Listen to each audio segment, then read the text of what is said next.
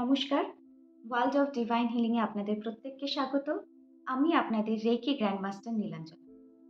আজকে যে বিষয়টি নিয়ে আমরা আলোচনা করব সেটি হলো অরা। অরা বা আভামণ্ডলী। এই অরা বা আভামণ্ডলী নিয়ে আপনি যদি ইউটিউবে খোঁজেন তাহলে বহু ভিডিও পেয়ে যাবেন। কিন্তু এর গূঢ় তত্ত্ব, এই অরা কি করে আমাদের প্রোটেক্ট করছে, অরা দিয়ে বা এই আভামণ্ডলীকে সুন্দর করে আমরা কি করে পজিটিভিটিকে আমাদের জীবনে অ্যাট্রাক্ট করতে পারি, এইসব বহু খুঁটিনাটি বিষয় আজকে জানতে পারবেন আমার ভিডিও থেকে, যা আগে কেউ কখনো বলেনি। তাই শেষ অবধি অবশ্যই দেখবেন। এবার আসি সহজ কথায়, এই অরা, এই বিষয়টি কি? প্রত্যেকটি লিভিং এলিমেন্টের উপর কিন্তু একটি অরা, একটি এনার্জেটিক ফিল্ড থাকে, একটা ইলেকট্রোম্যাগনেটিক ফিল্ড কিন্তু থাকে। সেটাই হচ্ছে অরা। এই অরাকে আমরা কিভাবে বুঝি? ধরুন একটা সহজ এক্সাম্পল দিচ্ছি। আপনি এমন একটা জায়গায় গেলেন, সেই জায়গাটি আপনার ভালো লাগলো না, আপনার অস্বস্তি ফিল হচ্ছে। আপনার মধ্যে কিন্তু অটোমেটিক একটা সেন্সার আছে, যেটা আপনি হয়তো জানেন না। আপনি সেন্স করতে পারছেন যে না, এখানকার ভাইব ভালো নয়। এই ভাইব কথাটা তো আমরা ইউজ করে রাখি, বা কারোর সাথে আমাদের দেখা হলো, দেখা হয়ে আমাদের ভালো লাগছে, বা কারোর সাথে দেখা হয়ে আমাদের ভীষণ ভালো লাগছে। তার মানে কি? আমরা বলছি যে এর ভাইব খুব ভালো। এই ভাইব বা ভাইব্রেশন, এটাই হচ্ছে সেই জাগার বা সেই মানুষটির অরা বোঝাতে সাহায্য করছে। তার অরা ফিল, তার অরিক ফিল্ড কেমন। তো এই অরা তৈরি হয় কি করে? অরা সাধারণত ৫ থেকে ৭টা লেয়ার থাকে, এবং এই প্রত্যেকটা লেয়ার হচ্ছে আমাদের চেতনার এক একটা স্তর, এবং সেগুলো দিয়ে আমাদের অরা তৈরি হয়, যাকে একটা ডিম্বাকার বা ওভাল শেপ দেখতে হয়। অরাকে যাদের সাইকিক পাওয়ার খুব উন্নত, বা যাদের মধ্যে সাইকিক পাওয়ার আছে, তারা খালি চোখে অরা দেখতে পায়। আবার আমরা যদি কোনো, এই যে আমার পেছনের ব্যাকগ্রাউন্ড সাদা, হাতকে যদি আমরা এরকম সাদা ব্যাকগ্রাউন্ডে রাখি এবং এক দৃষ্টে আমাদের হাতের দিকে যদি তাকিয়ে থাকি, তাহলে আঙ্গুলের দিকে দেখব যে আঙ্গুলের উপর দিয়ে কিছু আলো, কিছু ভাইব্রেশন আমরা দেখতে পারবো। সেটা আমরা সাদা দেয়ালের উপর প্র্যাকটিস করে দেখতে পারি। বা সাদা ব্যাকগ্রাউন্ডে আপনি বসে আছেন, বা কেউ আপনার সামনে সাদা ব্যাকগ্রাউন্ডের উপর বসে আছে, আপনি তার নাকের উপর একেবারে কনসেন্ট্রেট করে তার বাইরের অরা বা তার মাথার উপর দিয়ে বিভিন্ন রকম কালার্স দেখতে পারি। তো এইরকম ভাবে আমরা অরা দেখতে পারি। বা আমরা যারা এনার্জি হিলার বা এনার্জি হিল করে থাকি, রেকি করি, তারা কিন্তু আমরা হাত দিয়ে মানুষের অরাকে অনুভব করতে পারি, এবং কোথায় তার এনার্জি ডিস্টারবেন্স আছে সেটা আমরা বডি স্ক্যানিং এর মাধ্যমেও বলে দিতে পারি। তো অরাকে বোঝার বিভিন্ন রকম টেকনিক্স আছে। আচ্ছা, এখানে বলে রাখা প্রয়োজন যে এই যে ৭টা লেয়ার আমাদের যে অরার, সেটা কি করে স্ট্রং হতে থাকে, বা এই লেয়ারগুলো তৈরি হয় কি করে। আমরা জানি আমাদের ৭টা চক্র আছে, প্রধান ৭টা চক্র আছে, তাছাড়াও বহু চক্র আছে, গৌণ চক্র সেগুলোকে আমরা বলতে পারি। কিন্তু প্রধান আমাদের ৭টা চক্র আছে। এই ৭টা চক্র যখন রোটেট করছে, এবং যত স্পিডে রোটেট করছে, তত কি হচ্ছে, যে লাইফ ফোর্স এনার্জি, যে কসমিক এনার্জি, তাকে ধারণ করার ক্ষমতাও তার বাড়ছে। এবং এই রোটেশনের জন্য যে ভাইব্রেশন হচ্ছে, সেই ভাইব্রেশন থেকে ৭টা লেয়ার কিন্তু আমাদের চারিদিকে তৈরি হচ্ছে। এইভাবে কিন্তু আমাদের অরা তৈরি হয়। তাহলে আমাদের চক্রগুলো যত সুস্থ থাকবে, যত সুন্দর থাকবে, যত নোংরা মুক্ত, বা যত পলিউশন কম থাকবে তার মধ্যে, তত কিন্তু আমাদের অরিক ফিল্ড তত বেশি স্ট্রং হবে, এবং আমাদের অরা সেইভাবে বিল্ড হবে। এইবার আসছি এই ৭টা লেয়ার সম্বন্ধে। এবার অরাকে যদি আরো সুন্দরভাবে আমরা বুঝতে চাই, তাহলে আমি কয়েকজনের নাম বলছি। ধরুন নেলসন ম্যান্ডেলা, দলাই লামা, স্বামী বিবেকানন্দ। এনাদের প্রত্যেকের কিন্তু স্কিন টোন আলাদা, কিন্তু এদের মধ্যে একটা ভীষণ স্ট্রং অরিক ফিল্ড বা অরা আমরা দেখতে পাই, আমরা দেখে বলি, তাই না?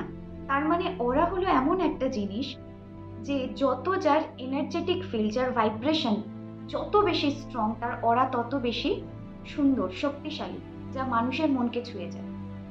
আমরা এটা আগেও শুনেছি যে যখন গৌতম বুদ্ধ কোনো গ্রামের মধ্যে দিয়ে যেতেন, তখন দূর দূরান্ত থেকে মানুষ বুঝতে পারতেন যে গৌতম বুদ্ধ যাচ্ছেন।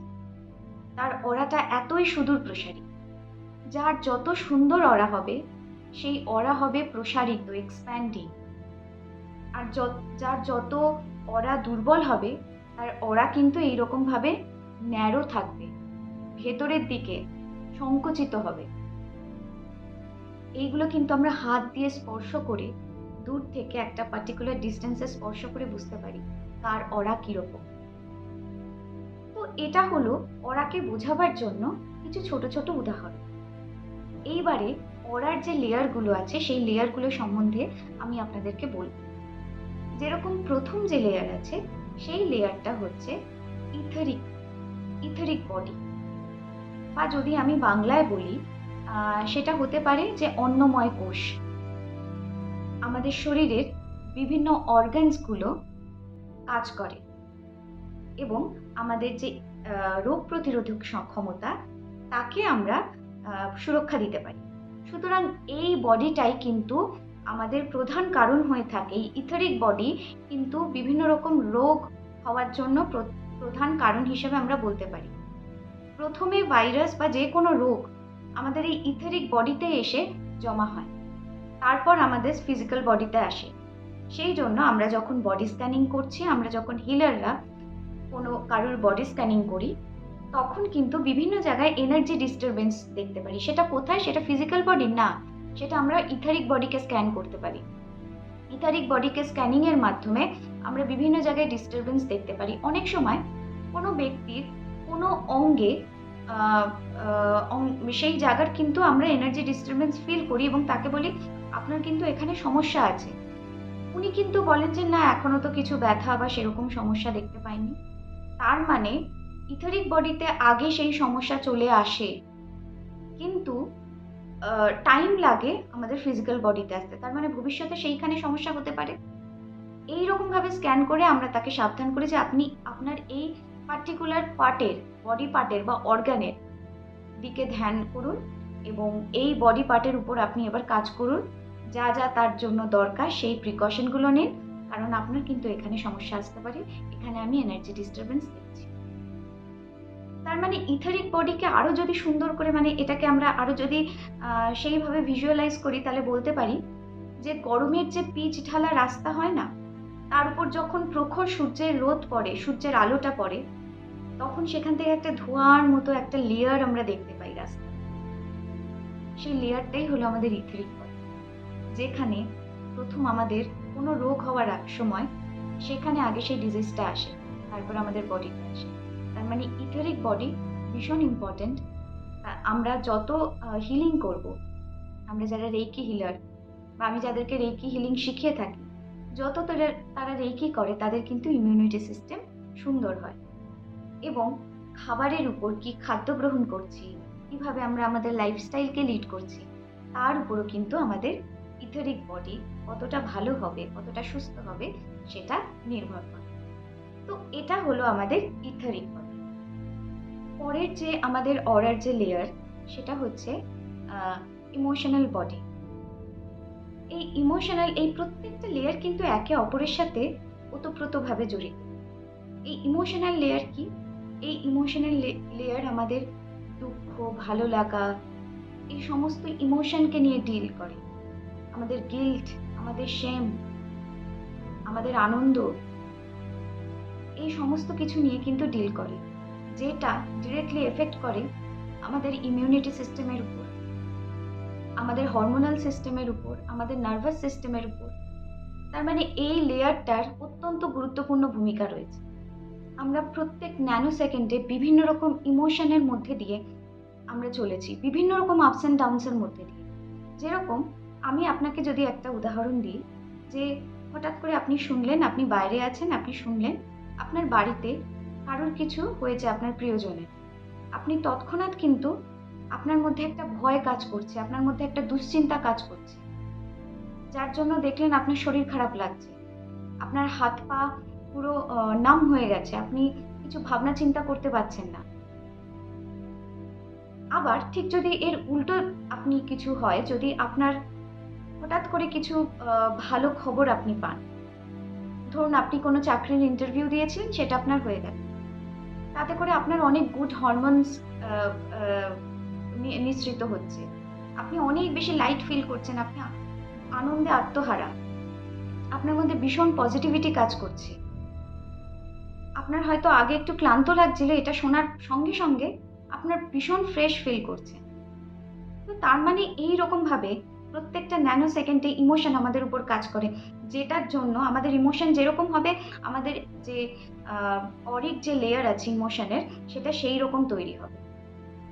যদি এই লেয়ারটা আমাদের দুর্বল হয়, আমরা যদি বিভিন্ন রকম গিল্ট ফিলিং, দুঃখ, কষ্ট, না পাওয়া, এই সমস্ত ব্লকেজ আমাদের মনের মধ্যে থাকে, আমরা যদি কন্টিনিউয়াসলি নিজেকে দোষারোপ করতে থাকি, নিজের বিভিন্ন রকম নেগেটিভ ইমোশনের সাথে ডিল করতে থাকি, তাহলে আমাদের এই লেয়ারটাও প্রচণ্ডভাবে দুর্বল হয়ে যায়। যেরকমভাবে একটা ফুল ফোটে সূর্যের আলো পড়ার সঙ্গে সঙ্গে, ঠিক সেই রকমভাবেই আমাদের এই লেয়ারটাও কিন্তু বিকশিত হয়। এবং এই লেয়ারটার উপরেই কিন্তু ডিপেন্ড করে যে আপনার ইথেরিক লেয়ার কীরকম হবে। আপনার এই লেয়ারটা যদি দুর্বল হয়ে যায়, আপনি যদি রেডিয়েট করেন, আপনি যদি দুঃখ, আপনি যদি পেইন, এইগুলোকে রেডিয়েট করেন, তাহলে কি হবে? আপনার অটোমেটিক্যালি আপনার ইথেরিক বডিও কিন্তু দুর্বল হতে থাকবে এবং আপনার সিস্টেম ব্রেকডাউন করবে, আপনার হরমোনাল ইস্যু হবে। আপনি যদি অতিরিক্ত টেনশন করেন, তাতে কি হবে? কোলেস্টেরল লেভেল বাড়বে, আপনার প্রেশার, সুগার, এই সমস্ত কিছু ইনক্রিজ করবে আপনার জীবনে। তাহলে এই যে আনন্দে থাকা, ভেতর থেকে আনন্দে থাকা, সেইটাকে প্র্যাকটিস করলেই আমাদের এই যে লেয়ারটা, আমাদের যেই 2 নম্বর লেয়ারটা, ইমোশনাল লেয়ার, এটা স্ট্রং হবে। আমি যখন কাউকে রেকি সেশন দিই বা মেডিটেশন হয়, মানুষকে দিয়ে আমি প্রেয়ার করাই প্রথমে, যে আপনি প্রেয়ার করুন। আপনি যে দোষ করেছেন, আপনি যে ভুল করেছেন, জেনে না জেনে, তার জন্য ক্ষমা প্রার্থনা করুন। আপনি ভেতর থেকে কৃতজ্ঞতা ফিল করুন আপনি যা যা জীবনে পেয়েছেন। অটোমেটিক এই প্র্যাকটিসগুলো যখন মেডিটেশনের মাধ্যমে করাই, তখন কিন্তু তার এই লেয়ারগুলো এক্সপ্যান্ড হতে থাকে এবং এনার্জিকে রিসিভ করার মতো একটা ক্ষমতা চলে আসে। তারপরে যখন আমি চ্যানেলাইজ করি ইউনিভার্সাল লাইফ ফোর্স এনার্জি, তখন ধীরে ধীরে ধীরে ধীরে তার মনের মধ্যে সেই জমিয়ে রাখা যে পেন, যে দুঃখ, কষ্ট, না পাওয়া, এই সমস্ত কিছুর যন্ত্রণা রিলিজ হতে থাকে এবং তার সেই লেয়ারটা, তার সেই ইমোশনাল যে লেয়ার আছে আমাদের অরার, সেই ফিলটা আরো সুন্দর করে ভাইব্রেটিং হয়। এবং তারপরে যখন পুরো সেশন শেষ হয়, সে নিজেকে রিল্যাক্সড ফিল করে। আমার ফ্রি হিলিং ক্লাসগুলোতে নিয়ে দেখবেন, আপনারা করে দেখবেন, মানুষ বলে গেছে, তার ভিডিও আছে, যে কতটা রিল্যাক্স, কতটা ভালো লাগছে। আজকালকার দৌড়ঝাঁপে ভরা যে জীবন, এত কম্পিটিশনের যে সমাজ, তার মধ্যে কিন্তু অবশ্যই মেডিটেশন, হিলিং, এগুলোর ভীষণ দরকার আছে। আমাকে আমি যখন নিজে উপকৃত হই, আমি তখনই, নিজে যখন পুরো ব্যাপারটা বুঝতে পারি, আমি তখনই কিন্তু আপনাদের কাছে এসেছি এটা বলবার জন্য, বা মানুষকে শেখাচ্ছি রেকি। এবারে আসছে third layer, mental body. Mental body আমাদের কনসিয়াস এবং সাবকনসিয়াস, মানে চেতন এবং অবচেতন মনের সমস্ত রকম মেমোরিজ এ নিয়ে তৈরি। আমরা যেটা বিলিভ করি, আমরা যা জাজ করছি, আমরা যদি কেউ যদি খুব বেশি জাজমেন্টাল হয়, তার কিন্তু এই লেয়ারটা খুব দুর্বল হবে। সে যত বেশি জাজ করবে কোনো ঘটনা, কোনো মানুষ, সবাইকে নিয়ে যত বেশি জাজমেন্টাল হবে, তত তার ব্লকেজ থাকবে, তার মধ্যে ওপেননেস থাকবে না, সে নতুন কিছু ক্রিয়েট করতে পারবে না, তার মধ্যে লাইফ ফোর্স এনার্জি কম হয়ে যাবে, সে সেটাকে অ্যাট্রাক্ট করতে পারবে না। তো এই বিভিন্ন রকম ওল্ড বিলিফ সিস্টেমস, যেগুলোকে ধরে মানুষ বছরের পর বছর আঁকড়ে ধরে, তার কোনো আপগ্রেডেশন হয় না, যখন এই রকম চিন্তাধারা একভাবে চলছে, লাইফের একই প্যাটার্নে বার সে চলে যাচ্ছে, কারণ এর বাইরের থেকে সে কিছু দেখতে পাচ্ছে না, করতে পারছে না, তখন তার এনার্জি ব্লকেজ হয়। যেরকম ধরুন, সাধারণভাবে আপনি একটা রান্না করছেন, সেই রান্নাটা আপনি দীর্ঘদিন ধরে একইভাবে করে আসছেন, কারণ আপনি বিশ্বাস করেন এইভাবে করলেই সব থেকে ভালো হয়, এর বাইরে আর কিছু হতে পারে। আপনি সেটা নিয়ে এক্সপেরিমেন্ট করছেন না, রিসার্চ করছেন না। তার মানে এই যে মানে একই প্যাটার্নের মধ্যে আপনি আটকে গেছেন, এর থেকে আপনি বেরোতে পারছেন, এবং আপনার ভাইব্রেশনও কিন্তু লো হয়ে যাচ্ছে, নেগেটিভ হয়ে যাচ্ছে। ঠিক সেই রকম ভাবে আমরা যখন কোনো কাজ করি, সেটা কোনো রিসার্চের কাজ হতে পারে। আমি একজন আমি আগে বলিনি আপনাদের, আমি কিন্তু একজন রিসার্চার। আমি যখন রিসার্চের কাজ করি, তখন অনেক কিছু আমাদেরকে পড়াশোনা করতে হয়, একভাবে চললে কিন্তু হয় না। তাই জন্য তার মধ্যে অনেক রকমের পারমিউটেশন কম্বিনেশন আনতে হয়। আমাদের এই যে এনার্জির যে ফ্লো, সেটাকে বারবার বারবার চেঞ্জ করতে হয়, তবে গিয়ে না নতুন জিনিস আসবে। সেম বিলিফ সিস্টেমে পড়ে থাকলে কোনো জিনিসই সুন্দরভাবে হয় না, সব থেকে আগে সেটা আমার উপর এফেক্ট করবে। সেই রকম জীবনের প্রতিটা কাজ মানুষ যখন একই রকমভাবে করে আসছে, একই বিলিফ সিস্টেমের সঙ্গে, মানুষ বেশি জাজমেন্ট করছে, মানুষ এর নামে তার নামে বিভিন্ন রকম খুঁত বের করছে, তার অরা সেখানেই একেবারে ব্লক হয়ে যায়, তার সেই চাকরাগুলো সেখানে ব্লক হয়ে যায়। তার মধ্যে কোনো ভাইব্রেশন থাকে না, তাকে দেখলেই আপনি বুঝতে পারবেন। তো এই রকম ভাবে আমাদের কিন্তু মেন্টাল বডি কাজ করে। আমাদেরকে দেখবেন কিছু মানুষের মধ্যে না অনেক কিছু জানার ইচ্ছা থাকে, অনেক কিছু জেনে সেগুলোকে তার লাইফে অ্যাপ্লাই করার ইচ্ছা থাকে, অনেক রকম ভাবে এক্সপেরিমেন্ট করে নতুন কিছু করার জন্য, সব সময় কোনো কিছু করবার জন্য, কোনো কিছু আর্ন করবার জন্য বিভিন্ন রকম চিন্তা করে এবং সেটাকে অ্যাপ্লাই করে। তার মানে কি হলো, সেই মানুষটা যখন মানসিকভাবে সেই জিনিসটাকে চাইছে, মুখে সেটাকেই বলছে এবং কর্মেও সেটা করছে। এই তিনটে, নিজের কর্ম, বচন এবং মেন্টাল স্টেট, এই তিনটে যখন অ্যালাইন হয়ে যাচ্ছে, তখন সে লাইফে মিরাকেল করছে, সে নতুন নতুন জিনিস আহ, উদ্ভাবন করছে। তো এটার জন্য রেসপন্সিবল আমাদের এই মেন্টাল বডি। আমরা যত বেশি সুন্দরভাবে নিজেকে তৈরি করব, আমরা যত বেশি ওপেননেস থাকবে আমাদের মাইন্ডে, তত কিন্তু আমাদের এই মেন্টাল বডিটা ভাইব্রেট করবে, সেইভাবেই আমাদের স্ট্রং হবে। তার মানে এই প্রত্যেকটা লেয়ার, এখনো যে তিনটে লেয়ার আমরা বললাম, প্রত্যেকটাই কিন্তু একে অপরের উপর দাঁড়িয়ে আছে। আমরা যখন রেকি হিলিং করি, যখন কেউ রেকি হিলিং করছে বা সেশন নিচ্ছে, তার মেন্টাল ওপেননেস বেড়ে যায়, সে তখন অনেক বেশি জিনিস করবার মতো ইচ্ছা তার মনে জাগে, কারণ সে তার চাকরাগুলোকে ওপেন করে সেই লাইফ ফোর্স এনার্জিকে ঢোকানো হচ্ছে, এবং সে যত সেই এনার্জিকে নিচ্ছে, তার মধ্যে প্রত্যেকটা লেয়ারের এক্সপ্যানশন বাড়ছে এবং কার্যক্ষমতা বৃদ্ধি পাচ্ছে। তার কনসিয়াস ব্রেন এবং সাবকনসিয়াস ব্রেন, তার চেতন মন এবং অবচেতন মন, দুটোই উচ্চ লেভেলে ভাইব্রেট করছে পরে। ইনফ্যাক্ট অবশ্যই আপনারা রেকি হিলিং সেশন নিয়ে দেখতে পারেন। এর পরবর্তী যে লেয়ার আছে, তাকে মানে ফোর্থ লেয়ারকে আমরা বলতে পারি প্যারা কনসিয়াসনেস। এখানে স্পিরিচুয়াল সাইট এনহ্যান্স হয়, মানে তার দৃষ্টিভঙ্গি অত্যন্ত বেশি তীক্ষ্ণ হয়ে যায়। কোনো ঘটনা বা কোনো বিষয়বস্তুকে দেখে ইজিলি বুঝতে পারে যে এর আসল গুরুতত্ত্ব বা কি হতে চলেছে, সে বলে দিতে পারে, তার ইনটিউশন বেড়ে যায়। কোনো জায়গায় গিয়ে তার সেন্স করার ক্ষমতা বেড়ে যায়, প্রত্যেকটি জিনিস বিচার করার সূক্ষ্মতর যে চিন্তা, সেটা বেড়ে যায়, যেটা তাকে সবার থেকে বেশি আলাদা করে। আবার কিছু মানুষ আছে, মানে ধরুন এই যে আগের যে লেয়ারগুলোর কথা আমরা বললাম, মানে ইথেরিক লেয়ার, তারপরে মেন্টাল লেয়ার, ইমোশনাল লেয়ার, এই লেয়ারগুলো যখন অ্যালাইন হতে থাকে, এই লেয়ারগুলো যখন স্টেবল হতে থাকে, এটা যখন আরো বেশি স্ট্রং হতে থাকে, অটোমেটিক্যালি মানুষের ইনটিউশন বেড়ে যায়। মানুষ বুঝে যায় যে কোন বিষয়টা কোন সময় করলে সব থেকে বেশি কার্যকারী হবে।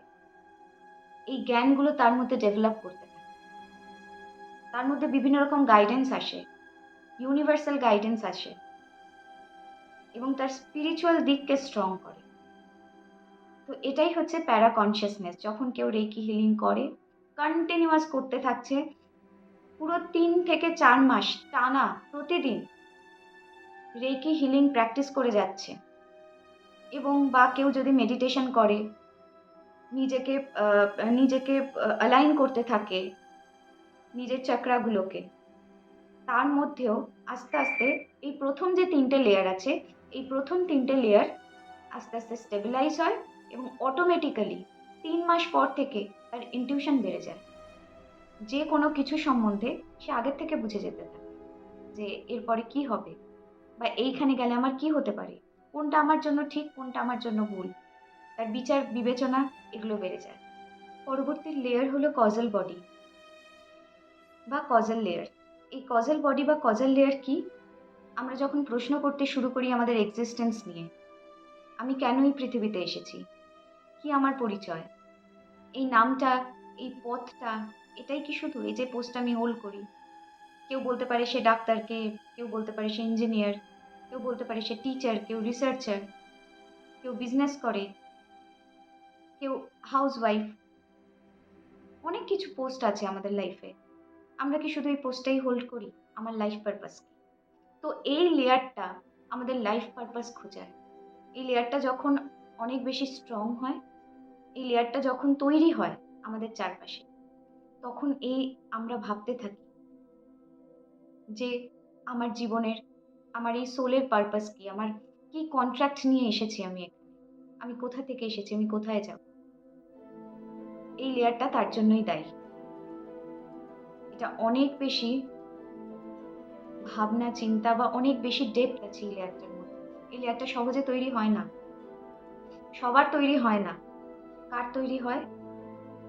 যে চেতনার বাকি লেয়ারগুলোকে সুন্দরভাবে অ্যালাইন করছে, বাকি লেয়ারগুলো সে বিল্ড করেছে সুন্দরভাবে, হাইলি ভাইব্রেট করছে, রেডিয়েট করছে তার মধ্যে সেই এনার্জি, তার মধ্যে সেই শান্তি। তখনই এই লেয়ারটা বিল্ড করে, তখনই সেইগুলো ভাবতে থাকে। যখন তার বাকি লেয়ারগুলো হিল হিল করতে থাকে, সে যখন হিলিং করে, বাকি লেয়ারগুলো পুরোপুরি যখন হিলড হতে থাকে আস্তে আস্তে, তখন তার মনে এই চিন্তাগুলো আসে। এবং রেইকি এনার্জি এমন একটি উচ্চ মানের এনার্জি, এটা সহজে তাড়াতাড়ি প্রত্যেকদিন যে রেইকি প্র্যাকটিস করে, প্রতিদিন 3-4 মাস পর থেকে তার মধ্যে ধীরে ধীরে এই জিনিসগুলো আসতে শুরু করে। সে অনেক বেশি লাইফের প্রতি ফোকাসড হয়, সে জানতে চায়, সে সত্যের পথে সন্ধানী হয়। যদি আপনি রেইকি প্র্যাকটিস নাও করেন, আপনি রেইকি মতো বিদ্যা বা কোনো হিলিং প্রসেস বা কোনো মেডিটেশন বা অন্য কোনো যোগা বা অন্য কোনো কিছু আপনি না করেন, আপনি প্রতিদিন 10 মিনিট শুধু নিজের সাথে বসুন। কারণ আমরা নিজেকে কেউ সময় দিই না, আমরা এর পেছনে তার পেছনে সবার পেছনে ছুটে যাচ্ছি, নিজের জন্য আমাদের কোনো সময় নেই। আপনি 10 মিনিট নিজের সাথে বসুন, প্রতিদিন বসতে থাকুন। নানা রকম চিন্তা আসবে, আসুন, সেলফ টক করুন, নিজেকে সময় দিন। দেখবেন অনেক কিছু হচ্ছে, ভেতরে অনেক কিছু হচ্ছে। ধীরে ধীরে ধীরে ধীরে বসতে বসতে আপনার বাকি লেয়ারগুলো, আপনার ইমোশনাল, মেন্টাল, তারপর আপনি আপনার শরীরের উপর অনেক বেশি কনসার্ন হবেন। আপনি যখনই আপনার উপর বেশি কনসার্ন হবেন না, আপনার মনে প্রশ্নগুলো আসবে অটোমেটিক। 10 মিনিট হলেও এগুলো বসা দরকার প্রত্যেকের নিজের সাথে। এরপরে যখন আপনি আত্ম অনুসন্ধানে বেরোবেন বা জানতে চাইবেন, এর পরের যে লেয়ারটা, সেটাকে কসমিক অ্যান্ড স্পিরিচুয়াল বডি বলা হচ্ছে, যেটা 6th and 7th লেয়ার। সেখানে কি থাকে সেটা আপনি তখন রিয়েলাইজ করতে পারেন। আপনার ভেতরে অনেক পোর্টাল খুলে যায়, অলরেডি এগুলো থাকে আপনার মধ্যে এক্সিস্ট।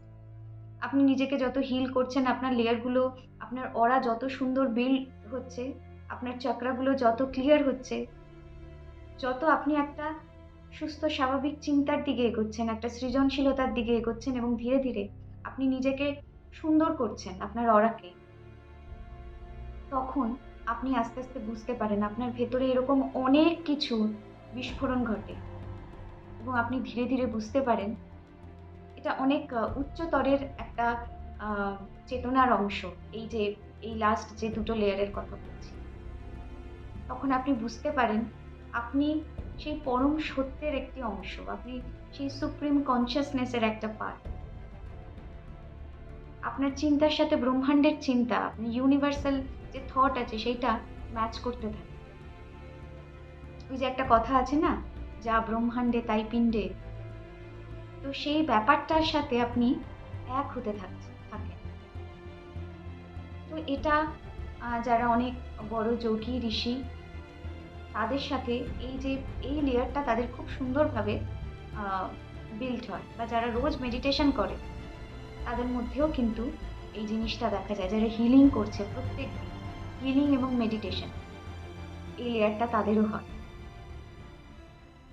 তাহলে এই হচ্ছে আমাদের অরার ৭ টা লেয়ার, এবং এই ৭ টা লেয়ারকে তৈরি করার জন্য কিন্তু আমাদের শান্ত হতে হবে, ধীর স্থির হতে হবে। আমাদের মনের মধ্যে যে চিন্তা ভাবনাগুলো চলছে না একসাথে, সেগুলোর হিল করতে হবে। আমাদের মধ্যে যে অস্থিরতা চলছে সেইগুলোর হিল করতে হবে। আমাদের ইউনিভার্সাল এনার্জির সাথে অ্যালাইন করতে হবে নিজেকে। তবে গিয়ে আমরা আমাদের সুন্দর একটা অরা তৈরি করতে পারব, এবং এটা বলাটা যতটা সহজ ততটাই কঠিন। তার জন্য আমাদের হিলিং করতে হয়, তার জন্য আমাদের মেডিটেশন করতে হয়, এবং এই প্র্যাকটিস ক্রমাগত করা কোনো ভালো গাইডের মাধ্যমে প্র্যাকটিস ক্রমাগত করে একটা টাইমের পর এই জিনিসপত্রগুলো আস্তে আস্তে আমরা অ্যাচিভ করতে পারবো। যত আমাদের ব্লকেজ ক্লিয়ার হবে, ধরুন কারোর ফিনান্সিয়াল ব্লক প্রচণ্ড, সে কিছুতেই শান্ত হতে পারছে না।